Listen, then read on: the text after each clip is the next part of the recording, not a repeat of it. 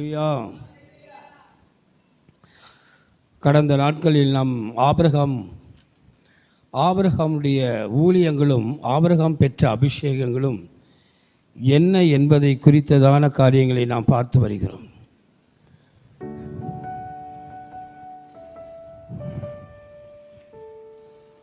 கர்த்தர் ஆபிரகாமுக்கு நிறைய காரியங்களை ஆபிரகாமை கர்த்தர் ஒரு சுவிசேஷகராக தேவன் அபிஷேகம் பண்ணினார். ஆபிரகாமுடைய அபிஷேகங்கள் நிறைய இருக்குது.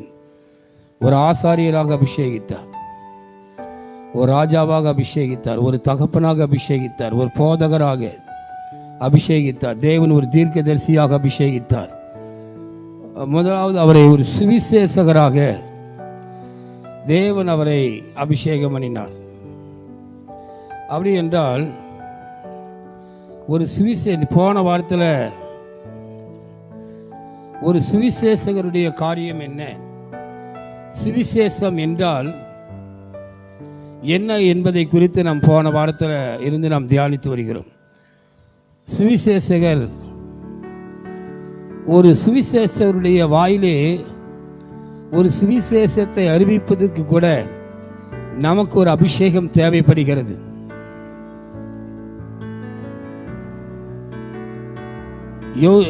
லூக்கா 4வது அதிகாரம் எடுத்துக்கொள்ளுங்க.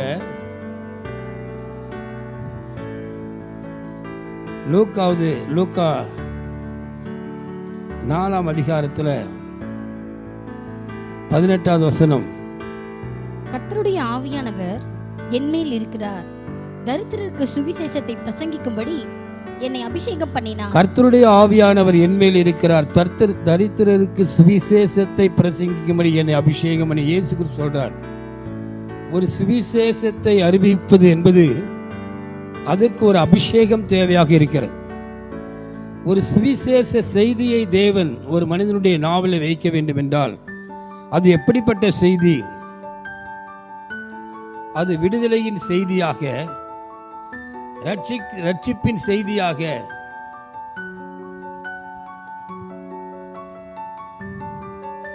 ஒரு நம்பிக்கையின் செய்தியாக அவர் சொல்ல வேண்டும். சுவிசேஷம் என்றால் ஒரு நம்பிக்கையின் செய்தி, ஒரு ரட்சிப்பின் செய்தி, ஒரு விடுதலையின் செய்தி, ஒரு ஆசீர்வாதத்தின் ஒரு செய்தி. அது ஒரு சுவிசேஷத்தில் என்னென்னலாம் இருக்குன்னு பாருங்க. ஒரு விடுதலையை குறித்த, ஒரு மீட்பை குறித்த ஒரு செய்தி இருக்க வேண்டும், ஒரு நம்பிக்கையை தரக்கூடிய செய்தி இருக்க வேண்டும், அவர்களுக்கு வரக்கூடிய ஆசீர்வாதத்தை குறித்த ஒரு செய்தி இருக்க வேண்டும், ஒரு விடுதலை குறித்த ஒரு செய்தி இருக்க வேண்டும். மனிதனுடைய பாவத்தினால் வரக்கூடிய நியாயத்தீர்ப்பையும் அதனுடைய தண்டனையும் குறித்த செய்தி கூட அதில் இருக்கும். அதிலிருந்து எப்படி விடுதலை பெறக்கூடிய செய்திகளை தேவன் ஒரு சுவிசேஷருக்கு தருகிறார்.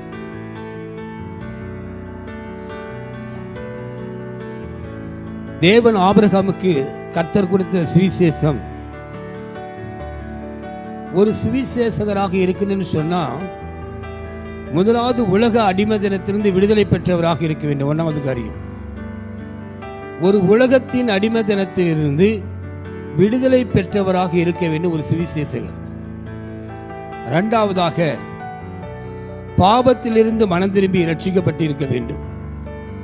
ஒரு பாவத்திலிருந்து மனம் திரும்பி ரட்சிக்கப்பட்டு இருக்கிறவராக இருக்கணும். 3வதாக தேவனுடைய நியாயத்தீர்ப்பிலிருந்து, அதாவது ஆக்கினையிலிருந்து மீட்டெடுக்கப்பட்டவராக, இவரே தேவனுடைய நியாயத்தீர்ப்புக்கு, ஆக்கினை தீர்ப்புக்கு உரியவராக இருந்து கொண்டு ஒரு நம்பிக்கையின் செய்தியை சொல்ல முடியாது. அப்ப தேவனுடைய நியாயத்தீர்ப்பிலிருந்து, ஆக்கினையிலிருந்து மீட்டெடுக்கப்பட்டவராக இருக்க வேண்டும்.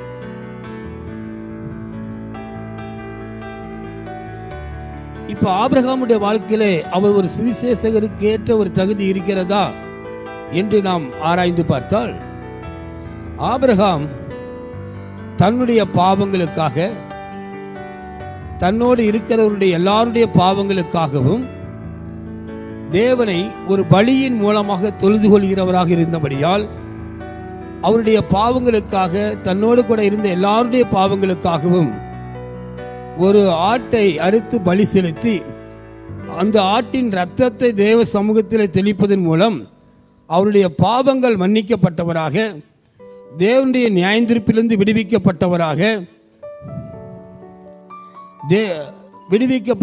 அவர் காணப்படுகிறார். அது மாத்திரமல்லாமல் தேவன் அவருக்கு கொடுத்த சில கட்டளைகளின் மூலம் உலக அசுத்தத்திலிருந்தும் அடிமைதனத்திலிருந்தும் விடுதலையாக்கப்பட்டவராக காணப்பட்டார்.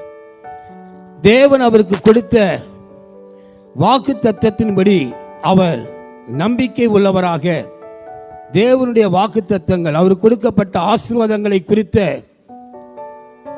அவருடைய சந்ததிக்கு வரக்கூடிய மீட்பை குறித்த, சந்ததி எவ்விதமாக தேவனுடைய கானானை சுதந்திரித்துக் கொள்வார்கள் என்கிற தேவன் கொடுத்த வாக்கு தத்தத்தின் அடிப்படையில் அவர் நம்பிக்கை உள்ளவராக இருந்தார். இதுதான் ஒரு சுவிசேஷகருடைய காரியங்கள். தேவன் ஆபிரகாமுக்கு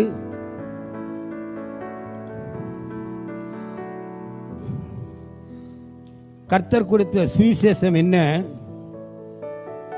தேவனுடைய குமாரனை குறித்த ஒரு பிறப்பை குறித்து,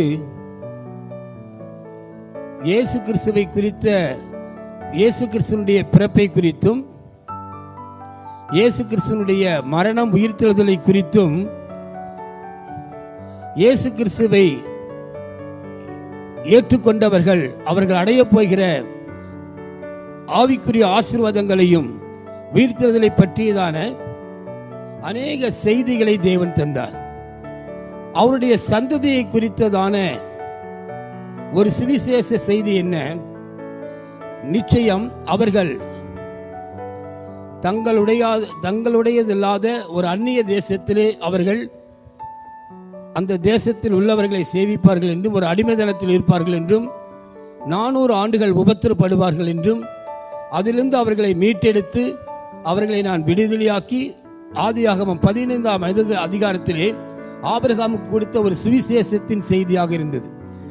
அவர்களை விடுதலையாக்கி அவர்களை கானான் தேசத்திலே கொண்டு வந்து அதை அவர்களை சுதந்திரிக்க பண்ணுவேன் என்கிற சுவிசேஷ செய்தியை, ஒரு நம்பிக்கையின் செய்தியை தேவன் வாக்குத்தத்தமாக ஆபிரகாமுக்கு தந்தார்.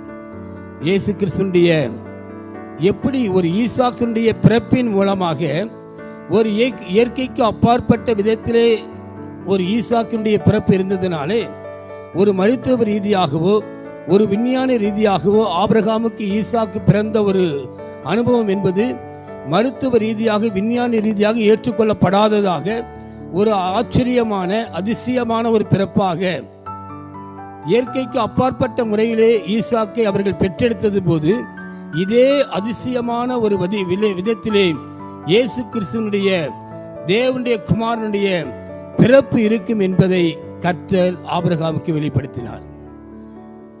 ஒரு அனுபவ வாயிலாகவே தேவன் ஆபிரகாமுக்கு சில சுவிசேஷங்களை போதித்தார்.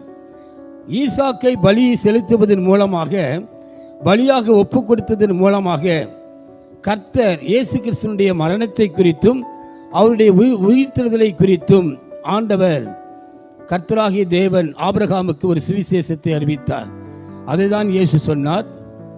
ஆபிரகாம் என்னுடைய நாளை காண ஆசையாக இருந்தார், அவர் என்னுடைய நாளை கண்டு களி கூர்ந்தார் என்று இயேசு சொன்னார். இயேசு கிறிஸ்துவை பற்றிய சுவிசேஷத்தையும் ஆபிரகாமுக்கு கொடுக்கப்பட்டது. அவருடைய சந்ததியை குறித்த ஒரு சுவிசேஷமும் சொல்லப்பட்டது. ஒரு சுவிசேஷத்தில் என்னென்ன இருக்குன்னு சொல்லி ஆபிரகாமுக்கு கர்த்தர் சுவிசேஷமாக சொன்ன செய்தி, ஆபிரகாமுக்கு ஈசாக்கினுடைய பிறப்பை குறித்து ஒரு சுவிசேஷமாக கொடுத்தார். நிச்சயம் உனக்கு ஒரு குமாரனை நான் உனக்கு உன் கற்ப பிறப்பாக இருக்கிற குமாரனை தருவேன் என்று சொன்னார் ஆண்டவர். அந்த சந்ததியை, குமாரன் மூலமாக உண்டாகிற சந்ததி ஒரு அடிமைதனத்தில் இருக்கும் என்பதையும் அவர்களுடைய விடுதலை குறித்தும் மீட்பை குறித்தும் ஆண்டவர் ஆபிரகாமுக்கு கர்த்தர் பேசினார். அடுத்ததாக இந்த கானான் தேசத்தை குறித்ததான, கானான் தேசத்தின் மேல் வரக்கூடிய நியாயந்தீர்ப்பும் அழிவை குறித்தும் ஆதியாகமம் 15, 14 16 வரைக்கும் கர்த்தர் பேசினார். ஆதியாகமம் 15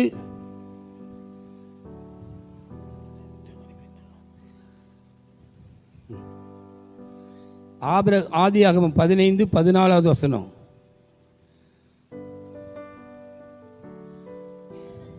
இவர்கள் சேவிக்கும் ஜாதிகளை நான் நியாயந்திருப்பேன், இவர்கள் சேவிக்கும் ஜாதியை நான் நியாயந்திருப்பேன், பின்பு மிகுந்த பொருட்களுடனே புறப்பட்டு வருவார்கள்.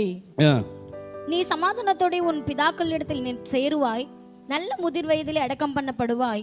4ஆம் தலைமுறையிலே அவர்கள் இவ்விடத்துக்கு திரும்ப வருவார்கள், ஏனென்றால் எமோரியருடைய அக்கிரமம் இன்னும் நிறைவாகவில்லை என்றார். 16வது வசனத்தில் கானான் தேசத்தின் மேல வரக்கூடிய நியாயந்தீர்ப்பையும் 14வது அதிகாரத்தில் எகிப்து தேசத்தின் மேல் வரக்கூடிய நியாயந்தீர்ப்பையும் தேவன் வெளிப்படுத்தினார். இந்த செய்தி தான் யோசேப்பின் வழியாக அவர்கள் தொடர்ந்து 400 ஆண்டுகளாக இந்த செய்தி அவர்கள் கடந்து ஒரு நம்பிக்கையின் செய்தியாக வந்து கொண்டிருந்தது. அடுத்ததாக நாம் பார்க்க போகிறது ஆபிரகாம் ஒரு சுவிசேஷகர் என்று நாம் பார்த்தோம். அடுத்ததாக ஆபிரகாம் ஒரு ஆசாரியர் என்று நாம் பார்க்க போகிறோம். ஆபிரகாம் ஒரு ஆசாரியனாக இருந்தார். ஒரு ஆசாரியன் என்றால் ஒரு விசேஷத்தை ஒரு கிருபை பெற்றவன். தேவனுடைய ஆசாரியன் என்பது சாதாரண விஷயம் அல்ல. ஆண்டவராய் இயேசு கிறிஸ்து இன்றைக்கு நம்மை வெளிப்படுத்தின விசேஷத்தில் சொல்லப்பட்டிருக்கிறது. ஆச்சரியமான ஒரு காரியம். வெளிப்படுத்தின விசேஷம் 1ஆம் அதிகாரம் 6வது வசனத்தை வாசிங்க. நம்மிடத்தில் அன்பு கூர்ந்து தமது இரத்தத்தினாலே நம்முடைய பாவங்களரை நம்மை கழுவி நம்முடைய பிதாவாகிய தேவனுக்கு முன்பாக நம்மை ராஜாக்களும் ஆசாரியர்களும் ஆக்கின அவருக்கு மகிமையும் வல்லமை என்றென்றைக்கும் உண்டாயிருப்பதாக. ஆமேன். இங்கே வசனம், தேவன் தமது நம்மிடத்தில் அன்பு கூர்ந்து நம்முடைய பாவங்களரை நம்மை கழுவி தேவன் பிதாவாகிய தேவனுக்கு முன்பாக நம்மை ராஜாக்களும் ஆசாரியர்களும் ஆக்கியிருக்கிறார். இந்த ஆசாரியரை குறித்ததான விஷயங்களை நாம் இன்னும் தெளிவாக நிறைய தெரிந்து கொள்ளணும். இன்னைக்கு புதிய ஏற்பாட்டு காலத்தில் இயேசு கிறிஸ்துவின் இரத்தத்தின் மூலமாக நம்முடைய பாவங்களரை நம்மை கழுவி பிதாவாகிய தேவனுக்கு முன்பாக நம்முடைய ராஜாக்களும் ஆசாரியர்களாக தேவன் நம்மளை மாற்றி இருக்கிறார் என்றால் எவ்வளவு பெரிய ஆசீர்வாதம். ஆசாரியர்கள், அந்த வசனத்தை அப்படியே வாசிங்க. மேல மேல மேல பாருங்க. உண்மையுள்ள சாட்சியும் முதலாம் உயிர்த்தெழுதலுக்கு பங்குள்ளவன். எத்தனாவது வசனம்? வெளிப்படுத்தல் 20:6. வெளிப்படுத்தல் விசேஷம். அவரோட கூட 1000 வருஷம் அரசாளுவார்கள். அந்த 1000 வருஷம் முடியும் போது சாத்தான் தன் காவலில் போதும். அப்ப ஆசாரி தேவனுக்கு முன்பாக இவர்கள் ஆசாரியர்களாக இருந்து கிறிஸ்துவோடு கூட ஆளுகை செய்வார்கள். ஆசாரியர்களாக இருந்தாதான் நீங்க ஆளுகை செய்ய முடியும். ஆண்டவர் புதிய ஏற்பாடு பழைய ஏற்பாட்டு காலத்தில் ஆசாரியர்கள் இருந்தவர்களுடைய ஒரு ஊழியம் இருக்கிறது. ஆபிரகாம் ஒரு தேவனுடைய சமூகத்தில் ஒரு ஆசாரியராக ஊழியம் செய்தார். இரண்டாவதாக புதிய ஏற்பாட்டு காலத்தில் ஆண்டவர் நம்மை ஆசாரியர்களாக்கி இருக்கிறார். இந்த இயேசு கிறிஸ்துவின் இரத்தத்தால் கழுவப்பட்டு பாவங்களற கழுவப்பட்டவர்கள் இவர்கள் உயிர்த்தெழுதலுக்கு பங்குள்ளவர்கள், பரிசுத்தவானும் பாக்கியவான்களுமாக இருக்கிறார்கள். இவர்கள் தேவனுக்கு முன்பாக ஆசாரியர்களாக இருந்து அவரோடு கூட 1000 வருஷம் அரசாள்வார்கள். ஆசாரியர்களாக இருக்கிறவர்கள் தான் 1000 வருஷம் அரசாட்சிக்கு வர முடியும். அப்ப சபையில் இருக்கிற ஒவ்வொருவரையும் கர்த்தர் ஆசாரியர்களாக அபிஷேகம் பண்ணி இருக்க வேண்டும். ஆசாரியர்கள் என்றால் என்ன? அந்த வசனத்திலே நம்ம பார்க்கிறோம். இங்கே என்னாகமம் 16ஆம் அதிகாரத்தில்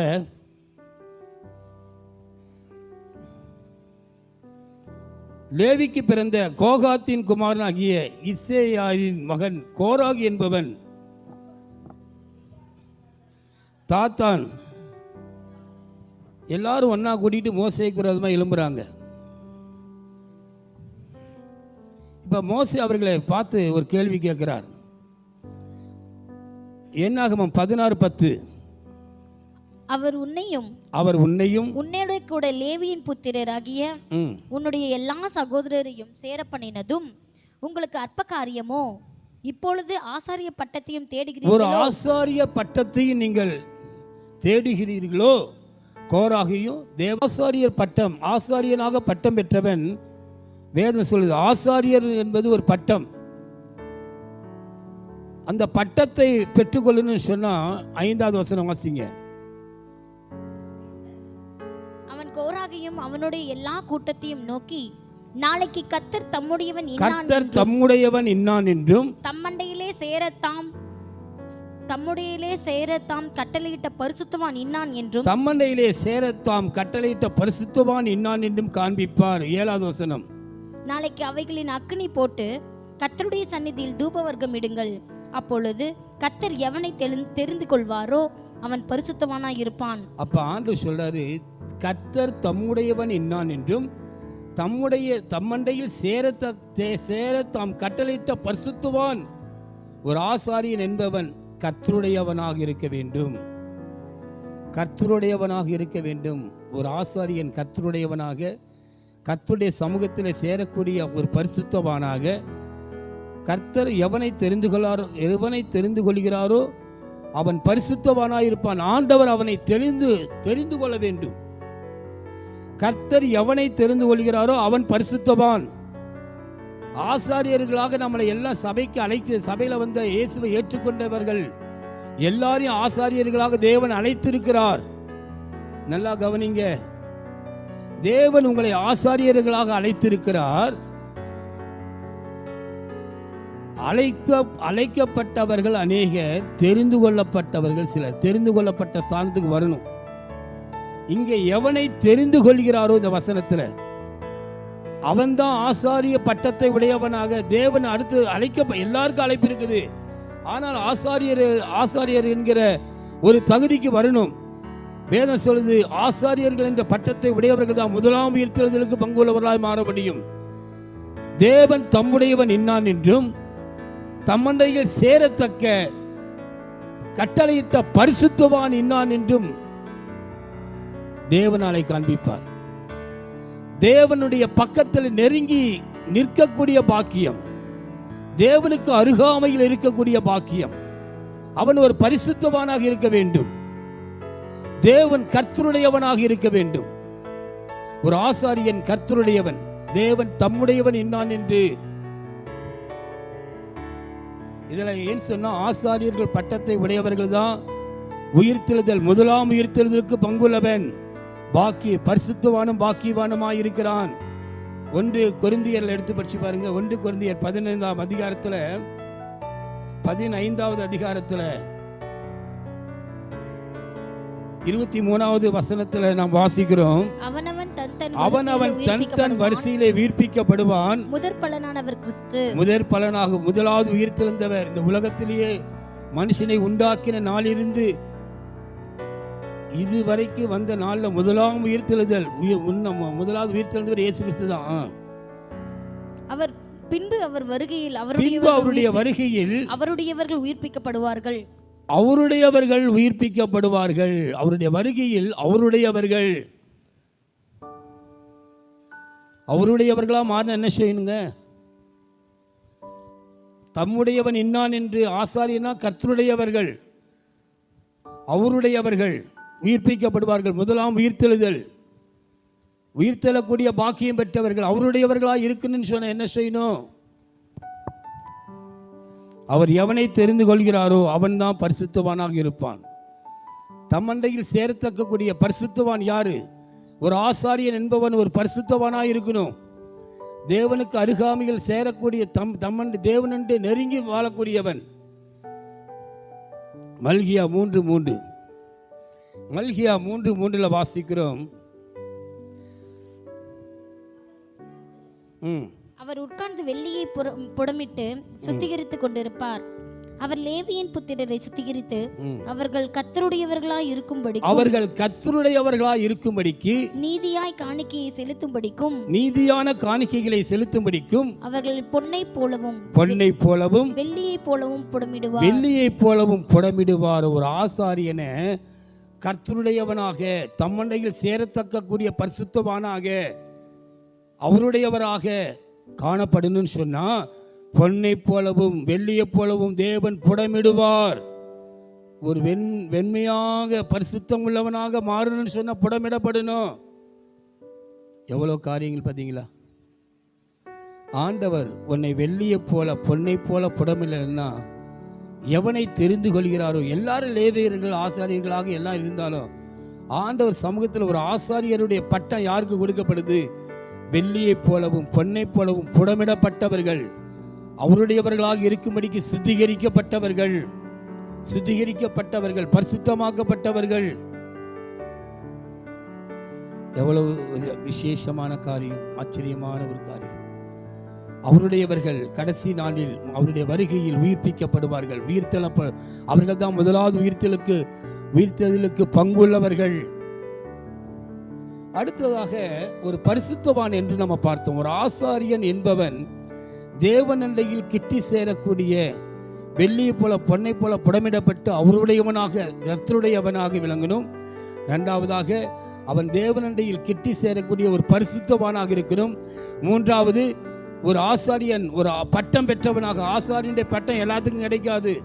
அழைக்கப்பட்டவர்கள் அநேகர். எவனை தெரிந்து கொள்கிறார்களோ அவர்கள் தான் ஆசாரியர்களாக மாற முடியும். அடுத்ததாக ஆசாரியனை குறித்து நம்ம பார்க்கிறோம். மல்கியா புஸ்தகம்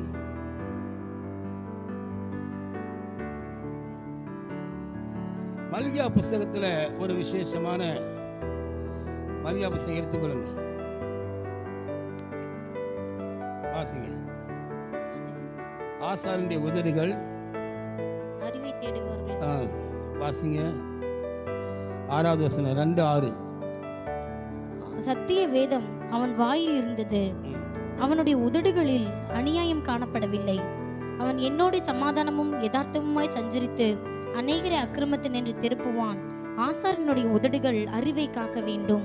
வேதத்தை அவன் வாயிலே தேடுவார்களே, அவன் சேனைகளுடைய கர்த்தரின் தூதன். இங்க வசனம் சொல்லுது, ஒரு ஆசாரியன்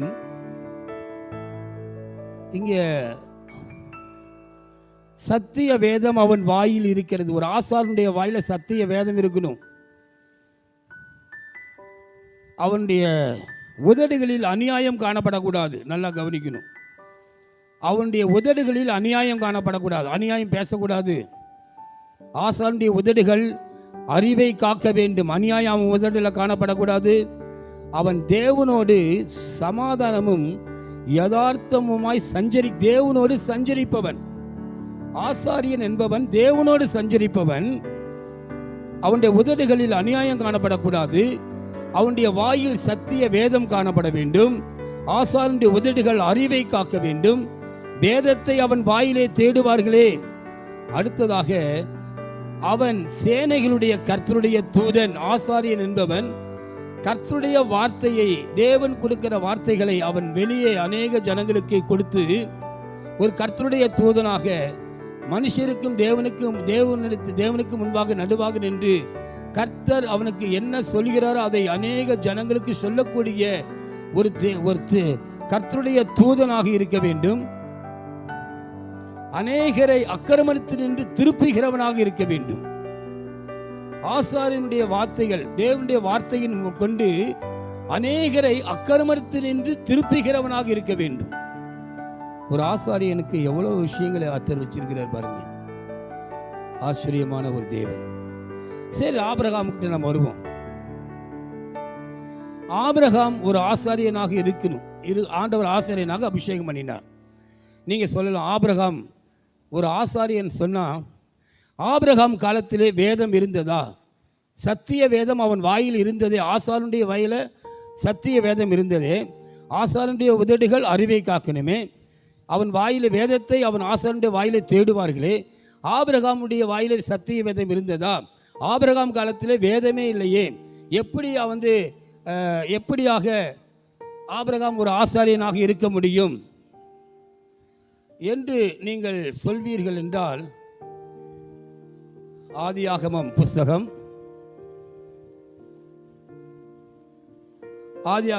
நாம் எடுத்துக்கொள்வோம். ஆதியாகமம்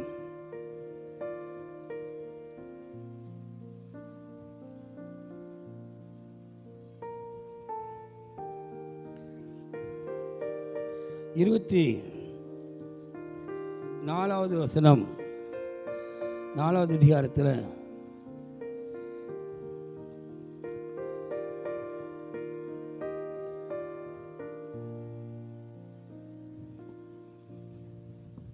இருபத்தி 2 ஆண்டவர் ஈசாக்கிட்ட பேசுறார். கர்த்தர் ஈசாக்கு இடத்துல பேசணும். ஈசாக்கு ஆசீர்வதிக்கும் போது கர்த்தர் ஈசாக்கிட்ட பேசுற வசனம் ஆதியாகமம் 25:3 வாசிங்க. 26:3 வாசிங்க. இந்த தேசத்திலே வாசம் பண்ண நான் உன்னுடைய கூட இருந்து உன்னை ஆசீர்வதிப்பேன். நான் உனக்கும் உன் சந்ததிக்கும் இந்த தேசங்கள் யாவையும் தந்து உன் தகப்பனாகிய ஆபிரகாமுக்கு நான் இட்ட ஆணையை நிறைவேற்றுவேன். ஆபிரகாம் என் சொல்லுக்கு கீழ்ப்படிந்து என் விதிகளையும் என் கற்பனைகளையும் என் நியமங்களையும் என் பிரமாணங்களையும் கைக்கொண்டபடியினால் நான் உன் சந்ததியை வானத்தின் நட்சத்திரங்களைப் போல பெருக பண்ணி. போதும்.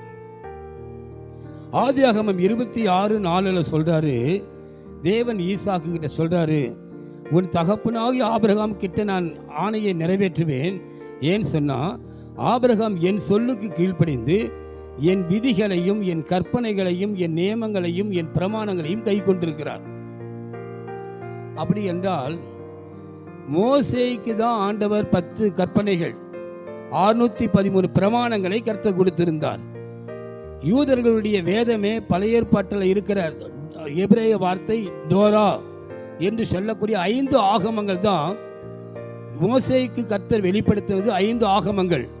இந்த 5 ஆகமங்களில் தேவன் மெயினானது மோசேக்கு சொன்னது 10 கற்பனைகள், அது 10 கட்டளைகள், 613 பிரமாணங்கள். இவைகள் எல்லாமே மோசேக்கு வெளிப்படுத்தினார்.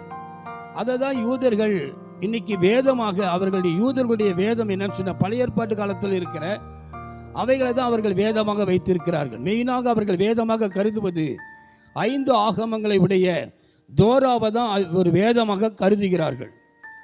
அப்படியானால் ஆண்டவர் மோசேக்கு வெளிப்படுத்துவதற்கு முன்னதாகவே கர்த்தர் ஆபிரகாம் இடத்துல மோசேக்கு சொன்ன எல்லாவற்றையும் கர்த்தர் ஆபிரகாமுக்கு கர்த்தர் 10 கற்பனைகளையும் நியமங்களையும் பிரமாணங்களையும் விதிகளையும் கர்த்தருடைய விதிமுறைகளெல்லாம் ஆண்டவர் எல்லா ரூல்ஸையும் சொல்லி கொடுத்துட்டார்.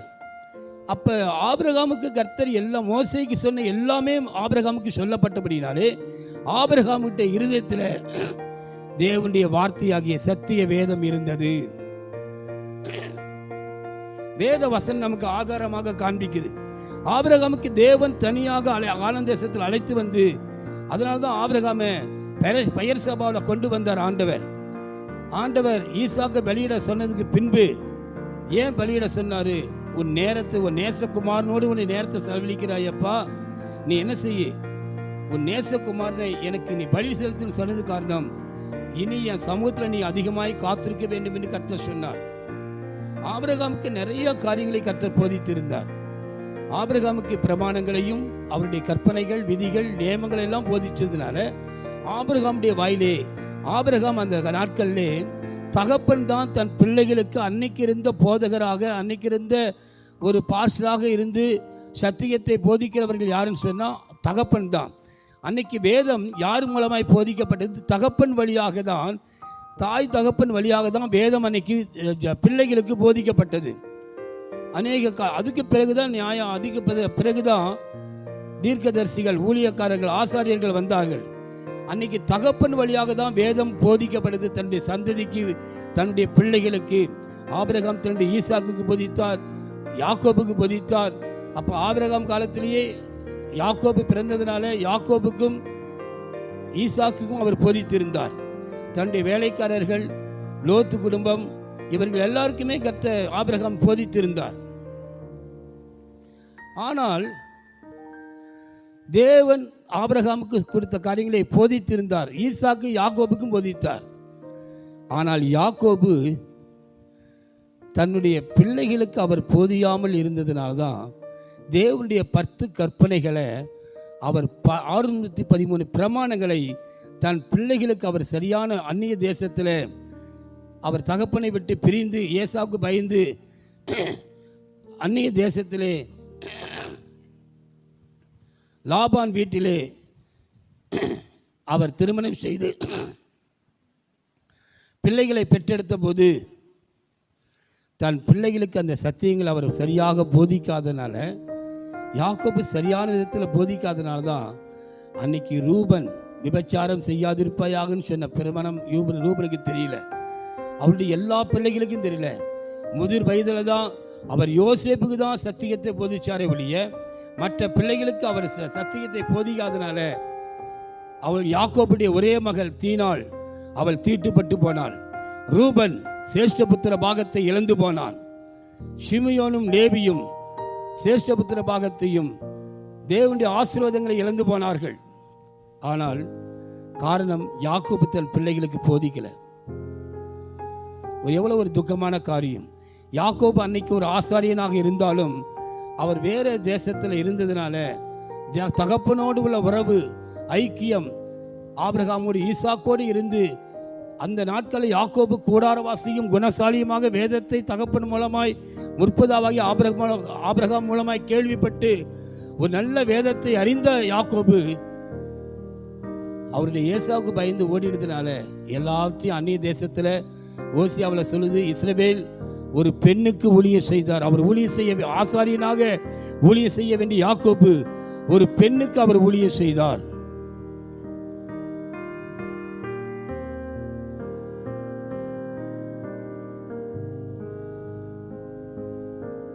அவர் ஒரு பெண்ணுக்கு ஊழியம் செய்தவராக இருந்தார். எவ்வளவு ஒரு வேதனையான ஒரு காரியம்.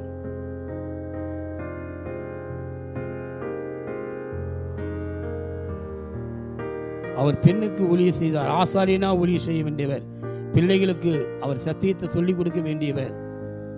அவருடைய காலமெல்லாம் 20 வருஷங்கள் ஒரு பெண்ணுக்கு ஊழியம் செய்தவராக பிள்ளைகளை சத்தியத்தை அறிவிக்காமல் விட்டதுனால யாக்கோபுடைய குடும்பத்தில் எத்தனை சஞ்சலமும் வேதனையும் துக்கமும் காணப்பட்டது. எவ்வளவு வேதனை, எவ்வளவு துக்கம் பாருங்க. அன்னைக்கு கர்த்தர் யாக்கோபு தான் அன்னைக்கு ஒரு ஆசாரியராக ஆபிரகாமிடத்திலும் ஈசாக்கிடத்திலிருந்து கற்றுக்கொண்ட பாடங்களை தன் பிள்ளைகளுக்கு அவர் சரியாக போதிக்காதனால் ஏற்பட்ட விளைவுகள் எவ்வளவு பயங்கரமானது. அப்ப ஆசாரியர்கள் என்றால் எவ்வளவு விஷயங்கள் இருக்கிறது.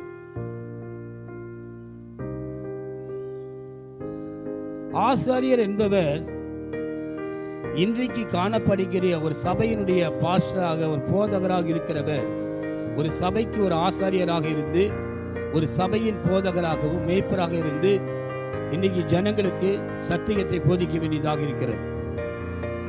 ஒரு ஆசாரியர் என்பவர் மற்றவர்கள் பின்பற்றக்கூடிய வழியை காண்பித்து வழி நடத்தக்கூடியவர். ஒரு மேய்ப்பர், சபையினுடைய பாஸ்டர் ஒரு போதகராக ஒரு மேய்ப்பராக இருக்கலாம். அதனால்தான் மேய்ப்பரும் போதகருமாக ஒரு அபிஷேகம் பண்ணுகிறார் ஆண்டவர்.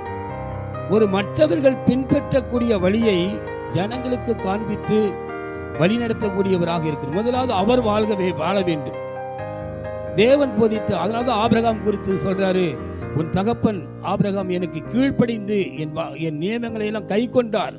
வாழ்க்கையில கை கொள்ளாத நம்ம போதிக்க முடியாது, சொல்லித்தர முடியாது. சத்தியத்தை ஜனங்கள் அவரை பின்பற்றக்கூடிய வழிமுறைகளை தன் வாழ்க்கையின் மூலமாக அவர் காண்பிக்க வேண்டியதாக இருந்தது. அப்ப தன் வாழ்க்கையின் வழியாக காண்பிக்க வேண்டும்.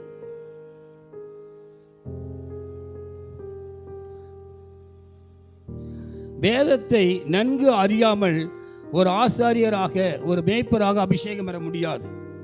வேதத்தை முதலாவது தெரிந்து கொள்ளணும்.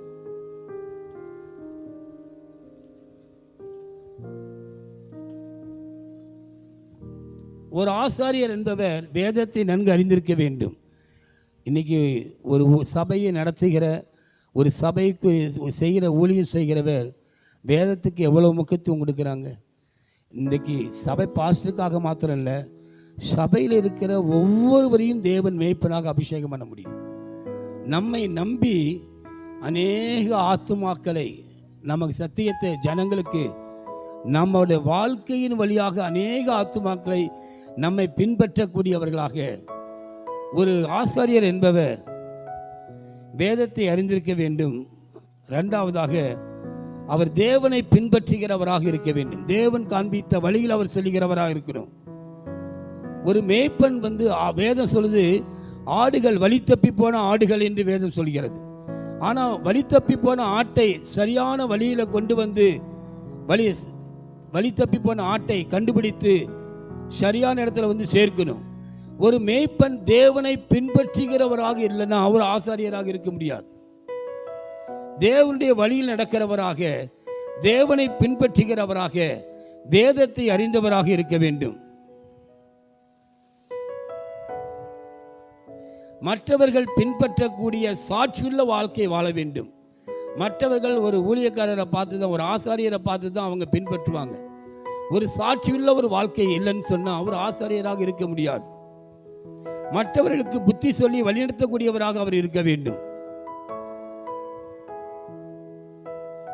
எவ்வளவு ஒரு ஆசாரியர் என்பவர் வேதத்தை அறிந்திருக்க வேண்டும், தேவனுடைய வழியிலே நடக்க வேண்டும், தேவனிடத்தில் கற்றுக்கொள்ள வேண்டும், மற்றவர்கள் பின்பற்றக்கூடிய சாட்சியுள்ள ஒரு வாழ்க்கை வாழ வேண்டும். இதெல்லாம் குறித்து நாம் பார்த்தோம். அடுத்ததாக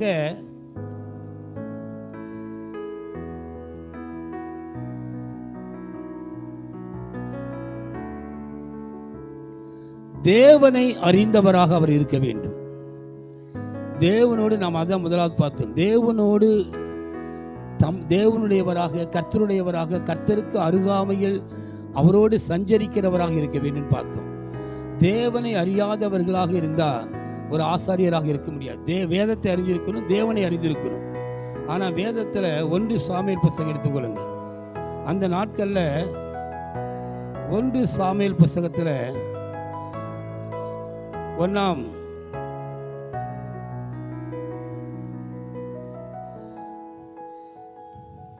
2வது அதிகாரம் 11வது வசனம் வாசிங்க. கொம்பை தகனிக்கிறதற்கு முன்னும் 1 சாமுவேல் 2வது அதிகாரம் 12வது வசனம். ஏலியின் குமாரர் பேலியாளின் மக்களாய் இருந்தார்கள். ஏலியின் குமாரர் பேலியாளின் மக்களாய் இருந்தார்கள். அவர்கள் கர்த்தரை அறியவில்லை. அவர்கள் கர்த்தரை அறியவில்லை என்று வேதம் சொல்கிறது. ஓசியா 5:4.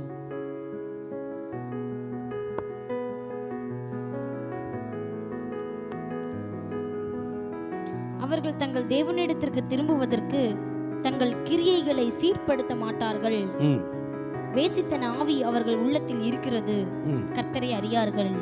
ஒரு வேசித்தன ஆவி இருந்துச்சுன்னா அவர்கள் கர்த்தரை அறிய மாட்டார்கள். இந்த பேலியாளின் மக்கள் என்ன அர்த்தம்? ஏலியின் குமாரர் ஒப்னி பினேகாஸ் 2வது அதிகாரம் 22வது வசனத்தில் சொல்லுது, அவர்கள் ஒரு வேசித்தனம் பண்ணுகிறவர்களாக இருந்ததுனால அவர்கள் தேவனை அறியாதவர்களாக இருந்தார்கள். வேசித்தன ஆவி இருந்ததுன்னா இந்த பாலியல் சம்பந்தமான பாவங்கள் நம்மகிட்ட இருக்கும்போது நாம் தேவனோடு நெருங்க முடியாது, ஒரு பரிசுத்தவானாக மாற முடியாது. எவ்வளோ பயங்கரமான ஒரு காரியம்! இந்த மாம்ச இச்சைகள் மேலாக ஒரு ஜெயத்தை நாம் எடுத்திருக்க வேண்டும். ஆண்டவர் இதை குறித்ததான ஒரு காரியத்தை சொல்லி நம்ம அடுத்த பகுதிக்கு நம்ம கடந்து போக இருக்கிறோம். அன்னைக்கு என்னாகமத்தில் 16வது அதிகாரத்தில் கோராகு, தாத்தான் எல்லாம் அவங்க மோசேக்கு விரோதமாக கோட்டங்குடி போராடுறதுனால ஆண்டவர் ஒரு காரியத்தை சொன்னார். 12 கோத்திரங்களையும் ஒரு கோலை கொண்டு வர சொன்னார். எல்லா ஒவ்வொரு கோலிலும் ஒவ்வொரு பேரை, அந்தந்த கோத்திரத்து பேரை எழுதி கொண்டு வந்து உடன்படிக்கை பெட்டிக்கு முன்னமாக வைக்க சொன்னார். எந்த கோத்திரத்தை யாரை நான் தெரிந்து கொள்கிறேனோ அவங்க தான் என்னுடைய ஆசாரியராக விளங்க செய்ய முடியும் என்று கர்த்தர் சொல்லியிருந்தார். அப்போ வாசிக்கும் போது எல்லா கோத்திரத்தையும் எழுதி, ஒவ்வொரு கோத்திரத்திலும் ஒரு கோல், 12 கோலை எழுதி அதில் ஆரோன் என்ற ஒரு கோலை, அது பேர் லேவி என்று எழுதி கொண்டு வந்து தேவ சமூகத்தில் வைச்சாங்க. என்னாகமத்தில் படிச்சு பாருங்களேன், அது வாசிங்க.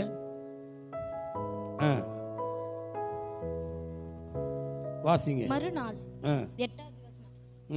மறுநாள் மோசே சாட்சியின் கூடாரத்துக்குள் பிரவேசித்த போது இதோ லேவியின் குடும்பத்தாருக்கு இருந்த ஆரோனின் கோல் துளிர்த்திருந்தது. ஆரோனுடைய கோல் துளிர்த்தது. அது துளிர் விட்டு பூ பூத்து வாதுமை பழங்களை கொடுத்தது. அப்பொழுது மோசே கர்த்தருடைய சமூகத்தில் இருந்த அந்த கோலை எல்லாம் எடுத்து இஸ்ரவேல் புத்திரர் எல்லாரும் காண வெளியே கொண்டு வந்தான். அவர்கள் கண்டு அவரவர் தங்கள் கோல்களை வாங்கி கொண்டார்கள். அப்பொழுது கர்த்தர் மோசேயை நோக்கி, ஆரோனின் கோல் அந்த கலகக்காரருக்கு விரோதமான அடையாளமாகும் பொருட்டு அதை திரும்பவும் சாட்சி பெட்டிக்கு முன்னே கொண்டு போய் வை. இப்படி அவர்கள் எனக்கு விரோதமாய் முறுமுறுப்பதை ஒளிய பண்ணுவாய், அப்பொழுது அவர்கள் சாக மாட்டார்கள் என்றார். இங்கே வசனம் சொல்லுது, ஆரோனுடைய கோல் என்று வேதம் சொல்கிறது. ஆரோனை போல அழைக்கப்பட்டால் ஒழிய கனமான இந்த பணிக்கு ஒருவனும் தானாக ஏற்படுகிறதில்லை. ஒரு ஆசாரியனாகிய ஆரோனுடைய கோல் அது துளிர்விட்டு பூ பூத்து வாதுமை பழங்களை கொடுத்தது, கனிகளை கொடுத்திருந்தது. மற்ற கோல்கள் அது 12 கோல்களுமே ஒரு உடன்படிக்கை பெட்டிக்கு, தேவ சாட்சி பெட்டிக்கு முன்பாக வைத்தபோது ஆரோனுடைய கோல் துளிர்த்தது, பூ பூத்து வாதுமை பழங்களை கொடுத்தது. இதில் என்னன்னா 12 கோல்களுமே ஆரோனுடைய கோல், அந்த கோலில் ஜீவன் கிடையாது. ஒரு 12 கோல்களுமே ஜீவன் இல்லாது இருந்தது. ஆனால் ஆரோனுடைய கோல் மாத்திரம்தான் ஒரு ஜீவன் அடைந்து, அந்த ஜீவன் ஒரு உயிர்த்தெழுந்த ஜீவன். எல்லா கோல்களுமே மரித்த நிலையில், அது ஒரு மரித்த நிலையில் காணப்பட்டது. அந்த கோல் எல்லா கோலுக்குமே துளிர்க்கலை, ஆரோனுடைய கோல் மாத்திரம்தான். அப்போ இரவில் என்ன நடந்துச்சு? ஆரோனுடைய கோலுக்கு அது எதுக்கு அடையாளமாக இருக்குது? ஒரு ஆசாரியன் என்பவன் மரணமும் உயிர்த்தெழுதல் என்கிற அனுபவத்துக்குள்ளாக அவன் கடந்து வர வேண்டும். எல்லா கோல்களும் மரித்திருந்தது. ஆரோனுடைய கோல் என்பது துளிர்க்க காரணம், அதில் ஒரு ஜீவன் உண்டானது. அதுக்கு முன்பாக அந்த கோல் ஒரு ஜீவன் இல்லாத ஒரு கோல், அதாவது ஒரு மரணத்துக்குரிய ஒரு கோலாக இருந்தது. ஒரு ஆசாரியன் என்பவன் தன்னுடைய மாம்சத்தையும் அதன் ஆசை இச்சைகள் எல்லாவற்றையும் மரணத்துக்கு உட்படுத்துகிறவனாக காணப்பட வேண்டும். ஒரு ஆசாரியன் தன்னுடைய மாம்சத்தையும் அதன் ஆசை இச்சைகளையும் விசேஷமாக, ஏனென்றால் அவன் கர்த்தரை அறிகிறவனாக, வேதத்தை அறிந்தவனாக மாத்திரமல்ல, கர்த்தரை அறிகிற அறிவுக்குள்ளாக அவன் வளரணும். கர்த்தருடையவனாக மாறணும். வெள்ளியை போல பொன்னை போல புடமிடப்படணும். அவனுக்கு சோதனைகள் பரீட்சைகள் மூலமாக அவன் சோதிக்கப்பட்டு பரீட்சிக்கப்பட்டு புடமிடப்பட்டு அவன் பரிசுத்தவனா மாறணும். அப்ப தேவனுக்கு முன்பாக பக்கத்தில் நெருங்கி சஞ்சரிக்கிறீன்னு சொன்னா, இந்த மாம்சத்தில் காணப்படுகிற பாலியல் சம்பந்தமான இச்சைகளை எல்லாம் அவன் ஜெயங்கொள்ளணும். ஏன்னு சொன்னா அதை மரணத்துக்குள்ள கொண்டு போகணும் அவன். அடுத்ததாக தான் உயிர்த்தெழுந்த ஜீவன், ஒரு துளிர் விட்டது ஆரோனுடைய கோல். அதுபோல ஒரு உயிர்த்தெழுந்த ஜீவன் நமக்குள்ள உண்டாகும் போது நாம் அது துளிர்த்து பூ பூத்து வாதுமை கனிகளை கொடுக்கிறவர்களாக நாம் மாறுகிறோம். ஒரு உயிர்த்தெழுந்த ஒரு வாழ்க்கை, ஒரு மரணத்து உலகத்தையும் உலகத்துக்குள்ள, அதனால்தான் பவுல் சொல்றார், நான் உலகத்துக்கு சிலுவில் அறையுண்டிருக்கிறேன், உலகமும் எனக்கு சிலுவில் அறையுண்டிருக்கிறது. ஒரு ஆசாரியன் என்பவன் எப்படிப்பட்டவனாக இருக்க வேண்டும் என்று நீங்க வேதத்தில் நம்ம பார்க்கிறோம். ஒரு மரணமும் உயிர்த்தெழுதல், கிறிஸ்துவோடு கூட மரித்தல், கிறிஸ்துவோடு கூட உயிர்த்தெழுதல். பாவத்திற்கு மரித்தவன் எப்படி அதிலே பிழைக்க முடியும்? அவனுடைய சரீரம் பாவத்துக்கு மரித்ததாயும் அவனுடைய ஆவி நீதிக்கு ஜீவனுள்ளதுமாயும் இருந்தால் மாத்திரம்தான் அவன் தேவ சமூகத்தில் காணப்பட வேண்டியவன். அவன் தேவனுக்கு பக்கத்தில் நெருங்கி போகக்கூடியவன், தேவனோடு தேவ சமூகத்தில் சேரக்கூடிய ஒரு பரிசுத்தவனாக இருக்கக்கூடியவன். அப்ப எல்லாரையும் போல அவன் எப்படி வேணாலும் இருக்க முடியாது. வேசித்தனம் அவன்கிட்ட காணப்படவே கூடாது. கர்த்தரை அறிகிற அறிவிலே அவன் நிறைய வேண்டும். எவ்வளவு ஜாக்கிரதையாக இருக்க வேண்டியது அவசியமா இருக்குது. தேவ சமூகத்தில் அவன் அதிகமாய் காணப்படக்கூடிய ஒரு ஆசாரியன் என்பவன் தேவ சமூகத்தை விட்டு அதிகமாக வெளியே கடந்து போக முடியாது. அவன் எல்லாரை போல ஒரு வாழ்க்கையை வாழ முடியாது. அவன் தேவ சமூகத்தை விட்டு நீங்க கூடாதவனாக, இரவும் பகலும் தேவ சமூகத்தில் கர்த்தருக்கு ஊழியம் செய்கிறவனாக, கர்த்தருடைய ஊழியத்தை செய்கிறவனாக, கர்த்தருக்கு முதலாவது அவன் ஊழியம் செய்யணும், ஆண்டவருக்கு பணிவிடைகளை செய்யணும், ஆராதனை செய்யணும். அவன் ஒரு ஆசாரியன் ஆராதனை செய்கிறவனாக கர்த்தருக்கு ஊழியம் செய்யணும். அடுத்தது ஜனங்களுக்கு ஊழியம் செய்யணும். ஆசாரியன் என்பவன் கர்த்தருக்கு முதலாவது ஊழியம் செய்யணும். அவர் சமூகத்தில் அவருக்கு ஆராதனை செய்கிறவனாக, அவரை மகிமைப்படுத்துகிறவனாக காணப்பட வேண்டும். எவ்வளவு ஆச்சரியமா சொல்லியிருக்கிறார் பாருங்க. மல்கியா 2வது அதிகாரம் 1 வாசிங்க.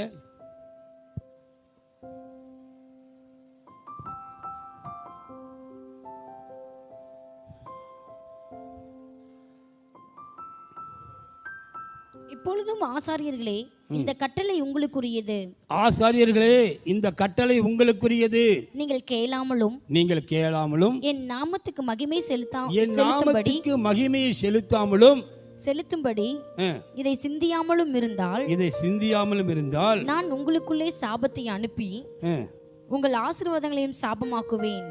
ஆம், நீங்கள் அதை சிந்தியாமற் போனதினால் அவைகளை சபித்தேன் என்று சேனைகளின் கர்த்தர் சொல்லுகிறார்.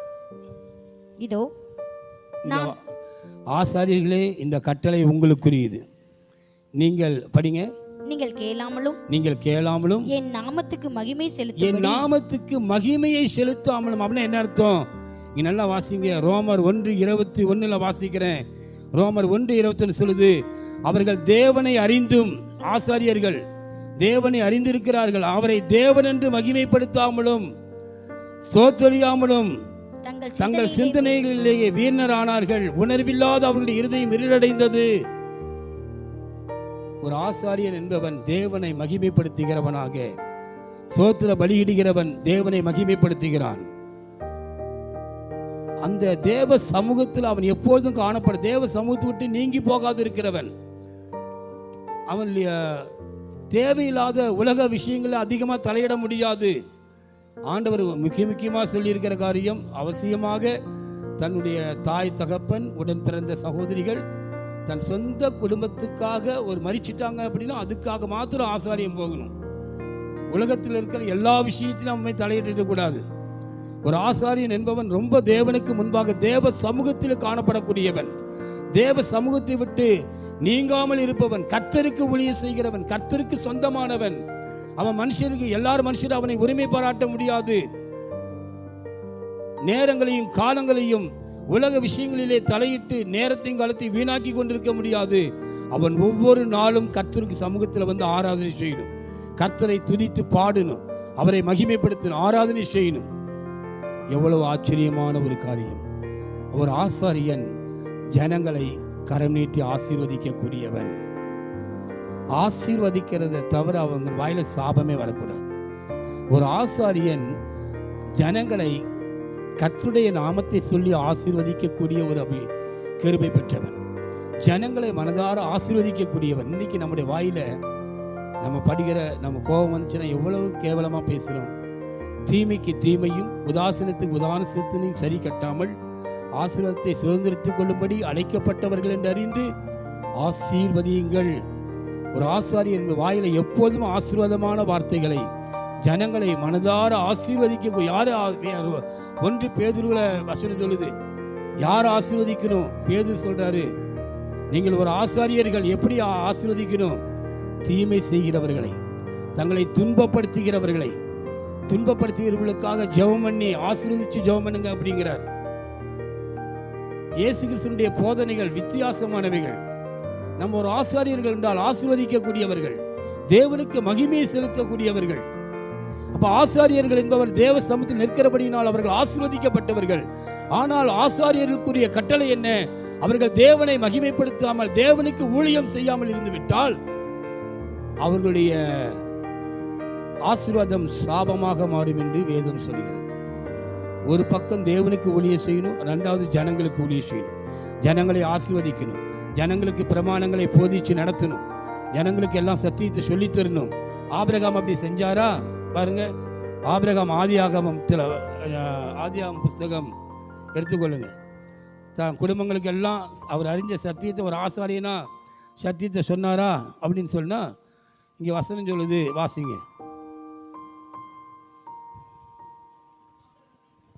18வது அதிகாரம் 19வது வாசிங்க. கர்த்தர் ஆபிரகாமுக்கு சொன்னதை நிறைவேற்றும்படியாய் அவன் தன் பிள்ளைகளுக்கும் தனக்கு பின்வரும் தன் வீட்டாருக்கும், நீங்கள் நீதியையும் நியாயத்தையும் செய்து கர்த்தருடைய வழியை காத்து நடவுங்கள் என்று கட்டளிடுவான் என்பதை அறிந்திருக்கிறேன் என்றார். அப்ப ஆண்டவர் சொல்றாரு, ஜனங்களுக்கு அவன் சரியான வழியை அக்கிரமத்தினின்று திருப்பி, நீங்கள் நீதியின் நியாயத்தையும் செய்யுங்கள். அக்கிரமத்திலிருந்து அவர்களை திருப்பணும். ஒரு ஆசாரியின் அக்கிரமத்தில் திருப்பி அவர்கள் நடக்க வேண்டிய வழிகளை அவர்களுக்கு அவன் காண்பிக்கணும். எசேக்கியேல் 22 வைடுங்க. எசேக்கியேல் 22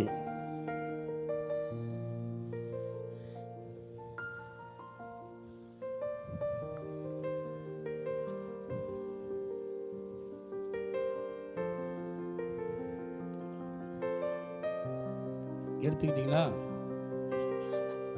வாசிங்க 26வது வசனம். அதன் ஆசாரியர்கள் என் வேதத்துக்கு அநியாயம் செய்து என் பரிசுத்த வஸ்துக்களை பரிசுத்த குலைச்சலாக்குகிறார்கள். பரிசுத்தம் உள்ளதற்கும் பரிசுத்தம் இல்லாததற்கும் வித்தியாசம் பண்ணாமலும் அசுத்தத்திற்கும் அசுத்தம் இல்லாததற்கும் உண்டான வேற்றுமையை காண்பியாமலும் இருந்து என் ஓய்வு நாட்களுக்கு தன் கண்களை மூடிக்கொள்ளுகிறார்கள். அவர்கள் நடுவிலே நான் ஒரு ஆசாரியர்கள் என்ன செய்யணும்னு கர்த்தர் சொல்லி கொடுத்திருக்கிறார். பரிசுத்தம் உள்ளதற்கும் பரிசுத்தம் இல்லாததற்கும் வித்தியாசத்தை காமிக்கணும். அசுத்தம் உள்ளதற்கும் அசுத்தம் இல்லாததற்கும், தீட்டு உள்ளதற்கும் தீட்டு அல்லாததற்கும் உள்ள வித்தியாசத்தை ஜனங்களுக்கு சொல்லி கொடுத்து ஜனங்களை பரிசுத்தமான வழியிலே, நீதியின் வழியிலே, பரிசுத்த வழியிலே அவர்கள் தீட்டுப்பட்டவர்களாக அல்ல, தீட்டுப்படாதவர்களாக அவர்கள் வாழ வேண்டும். அதுதான் ஆசாரியன் அந்த காரியங்களை சொல்லிக் கொடுக்கணும். இதெல்லாம் ஜனங்களுக்கு எவ்வளோ பெரிய மிகப்பெரிய பொறுப்பு. கர்த்தருக்கு ஊழியம் செய்கிறவர்கள், ஜனங்களுக்கு ஊழியம் செய்கிறவர்கள், 2 காரியம் இருக்குது. கர்த்தரை அறிந்தவர்கள், கர்த்தரை வேதத்தை அறிந்தவர்கள், வேதத்தை அறிந்தவர்களாக இருக்கணும், கர்த்தரை அறிந்தவர்களாக இருக்கணும். ஆசாரிகள் என்பவர்கள் பரிசுத்தவானாக இருக்கணும், கர்த்தருக்கு கர்த்தருடையவர்களாக இருக்கணும். கர்த்தருடையவர்களாக இருக்குன்னா வெள்ளியை போல பொன்னை போல புடமிடப்பட்டு பரிசிக்கப்பட்டு பரிசுத்தமாக்கப்பட்டு தேவனோடு இணைக்கப்பட்டவர்களாக தேவ சமூகத்திலே காணப்படுகிறவர்களாக ஒரு ஆசாரியர்களை தேவன் எவ்வளவாய் ஆசீர்வதித்திருக்கிறார். கர்த்தருக்கு நம்ம மகிமை செலுத்த போகிறோம். ஆபிரகாம் ஒரு சுவிசேஷகராக இருந்தார், ஆபிரகாம் ஒரு ஆசாரியராக இருந்தார் என்று இந்த கடைசி நாட்களில் கர்த்தருடைய ஆசாரியர்களாக இயேசுவின் இரத்தத்தால் கழுவப்பட்ட எல்லாரும் ஆசாரியர்களாக தான் அழைக்கப்பட்டிருக்கிறோம். ஆனால் ஆண்டவரால் தெரிந்து கொள்ளப்பட்ட சார்ந்து கடந்து வரணும். தெரிந்து கொள்ளப்பட்டவர்களாக இருந்தால் தான் தேவ சமூகத்தில் ஒரு ஆசாரியர் என்பவன் அவருடையவனாக மாறாம முதலாம் உயிர்த்தெழுதலுக்கு பங்குள்ளவர்களாக மாற முடியாது. இயேசு கிறிஸ்துவை போல நாம் முதலாம் உயிர்த்தெழு இயேசுவின் ரகசிய வருகிலே முதலாம் உயிர்த்தெழுதலுக்கு பங்குள்ளவன் பாக்கியவானும் பரிசுத்தவானுமாய் இருக்கிறான். அவர்கள் தேவனுக்கு முன்பாக ஆசாரியர்களாக இருக்கிறார்கள். முதலாம் உயிர்த்தெழுதலுக்கு ஆசாரியர் பட்டம் உள்ளவர்கள். ஒரு பரிசுத்தவானா மாறணும். ஒரு ஆசாரியனாவே ஒரு பரிசுத்தவான் என்று சொல்லப்படக்கூடிய அளவில் அவன் வெள்ளியை போல பொன்னை போல புடமிடப்பட்டு கர்த்தருடையவனாக மாற வேண்டியது அவசியமாக இருக்கிறது. இந்த கடைசி நாட்களில் ஆசாரியர்களுக்கு கடைசியாக கர்த்தர் கொடுக்கிற ஒரு பாக்கியம் என்னன்னு சொன்னா, இயேசு கிறிஸ்துவோட 1000 வருஷ அரசாட்சியில் ஆளுகை செய்ய போகிறார்கள். அல்லேலூயா. கர்த்தரோடு ஆளுகை செய்யக்கூடியவர்கள் ஆசாரியர்கள். இவ்வளவு காலமாக ஒரு பரிசுத்தவானாக கர்த்தருடையவர்களாக ஆசீர்வதிக்கிறவர்களாக தேவனுக்கு முன்பாக ஜெபிக்கிறவர்களாக இருக்கிறவர்கள், தேவனுக்கு முன்பாக விண்ணப்பம் பண்ணுகிறவர்கள் ஆசாரியர்கள், தேவ சமூகத்தில் விண்ணப்பம் செய்கிறவர்கள் ஜனங்களுக்காக.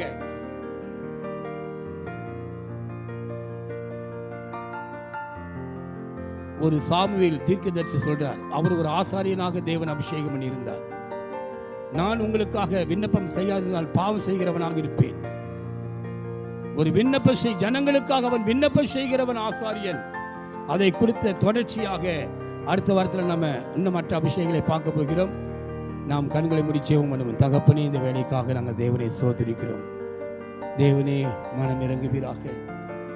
ஆசாரியர்களுக்கு கொடுக்கப்படுகிற கடைசி ஒரு மிகப்பெரிய ஒரு ஆசீர்வாதம், அவரோடு கூட ஆளுகை செய்கிறவர்கள், தேவனுக்கு முன்பாக ஆசாரியர்களாக இருந்து கர்த்தரோடு கூட ஆளுகை செய்கிறவர்கள். எவ்வளவு பெரிய பாக்கியம். இன்னைக்கு புதிய ஏற்பாட்டில் இருக்கிற ஒவ்வொருவரும் இயேசுவின் இரத்தத்தால் கழுவப்பட்டவர்கள், ஆசாரியர்களாக அழைக்கப்பட்டிருக்கிறோம். ஆரோனை போல அழைக்கப்பட்டு இருக்கிறோம். ஆனால் தெரிந்து கொள்ளப்பட்டவர்களாக கர்த்தருக்கு முன்பாக கடைசி வரைக்கும் உண்மையுள்ளவர்களாக இருப்போமானால் கர்த்தரோடு கூட ஆளுகை செய்கிற ஒரு உன்னத பாக்கியத்துக்குள்ள நாங்கள் கடந்து போக முடியுமே. ஒரு ஆசாரியன் என்பவன் ஏதோ ஒரு சபையை நடத்துகிற ஒரு பாஸ்டர், ஒரு மேய்ப்பர் மாத்திரம் அல்ல. காலத்தை பார்த்தால் போதகராயிருக்க வேண்டிய நீங்கள் ஒவ்வொரு கர்த்தருடைய பிள்ளைகள் மேலேயும், ஒவ்வொரு கர்த்தருடைய பிள்ளைகள் வேதத்தை அறியும் போது, தேவனை அறியும் போது, தேவனோடு நெருங்கி சஞ்சரிக்கும் போது தேவன் அவர்கள் மூலமாக அநேக ஜனங்களை போதிச்சு நடத்துகிறார். தேவனுடைய சத்தத்தை கேட்கக்கூடிய பாக்கியத்தை தருகிறேன். இது எல்லாருக்கும் உரிய ஒரு பாக்கியம் ஆண்டவரே. அநேகர் பின்பற்றக்கூடிய வழிகளை காண்பிக்கக்கூடியவர்கள், தேவனே சாட்சியுள்ள ஒரு வாழ்க்கை வாழக்கூடியவர்கள் ஆசாரிகள் என்று பார்த்தோம். எங்களை அவிதமாக இன்னைக்கு நாங்கள் கேட்ட சத்தியத்தின் வழியாக எங்களை ஒரு ஆசாரியர்களாக ஆயத்தப்படுத்தி தகுதிப்படுத்தி பரிசுத்தப்படுத்தி பொன்னை போல வெள்ளியை போல புடமிட்டு இம்முடையவர்களாக எங்களை விளங்க செய்யும் உண்டு இயேசுவின் நாமத்தில் ஜெபிக்கிறோம் பிதாவே, ஆமேன். கர்த்தரை சோதரம் அனுபவம். Praise the Lord. சோதரம் சோதரம். வருகிற சனிக்கிழமை ஊழியர்கள் மன்னா என்ற அடிப்படையிலே தேவனுடைய ஊழியத்தை செய்யக்கூடிய எல்லாருக்காகவும் ஒரு கர்த்தருடைய செய்தி காத்திருக்கிறது. வருகிற சனிக்கிழமையில் அதுக்காக ஜெபித்துக் கொள்ளுங்கள். ஞாயிற்றுக்கிழமை சபைக்கு தேவன் தருகிற செய்தி, அதையும் கேட்டு பெற்றுக்கொள்ளுங்கள். அடுத்த வாரத்தில் 8 to 9 காலை 8 to 9 மணி வரைக்கும் கர்த்தருடைய வார்த்தையை பேசுவேன். ஞாயிற்றுக்கிழமை காலையில் 9 to 10 வரைக்கும் கர்த்தருடைய வார்த்தையை பேசுவோம். நீங்கள் லைவில் வருவது நீங்கள் கேட்டு பயனடையுங்கள். ஆசீர்வதிப்பாராக. ஆமேன்.